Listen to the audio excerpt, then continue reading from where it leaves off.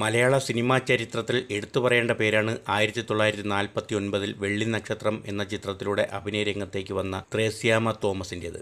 ഉദയ എന്ന പുത്തൻ ബാനറിന് കീഴിൽ പ്രേക്ഷക ശ്രദ്ധ നേടിയ കഥാപാത്രമായിരുന്നു ശ്രീ ത്രേസ്യാമ്മയ്ക്ക്. ഉദയയുടെ തന്നെ മറ്റൊരു ചിത്രമായ നല്ലതങ്കയിലെ വേഷമാണ് വഴിത്തിരിവായി മാറുന്നത്. ത്രേസ്യാമ്മ മിസ് കുമാരിയായി അവതരിപ്പിക്കപ്പെടുന്നത് നല്ലതങ്ക എന്ന ചിത്രത്തോടു കൂടിയാണ്. ചിത്രം വൻ സാമ്പത്തിക വിജയത്തിനൊപ്പം മിസ് കുമാരിയും പ്രശസ്തിയിലേക്കെത്തി.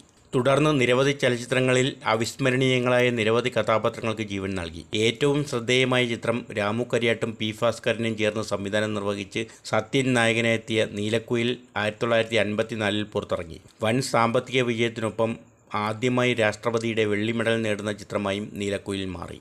മലയാളത്തിൻ്റെ പ്രിയങ്കരിയായ നടിയായി മാറിയ മിസ് കുമാരി 50ഓളം ചലച്ചിത്രങ്ങളിൽ അഭിനയിച്ചു. മലയാള സിനിമയുടെ വളർച്ചയുടെ ആരംഭഘട്ടത്തിൽ സൂപ്പർ നായികയായി തിളങ്ങി നിന്ന മിസ് കുമാരി 1969 ജൂൺ 9 37ാമത്തെ വയസ്സിൽ ഈ ലോകത്തോട് വിട പറഞ്ഞു.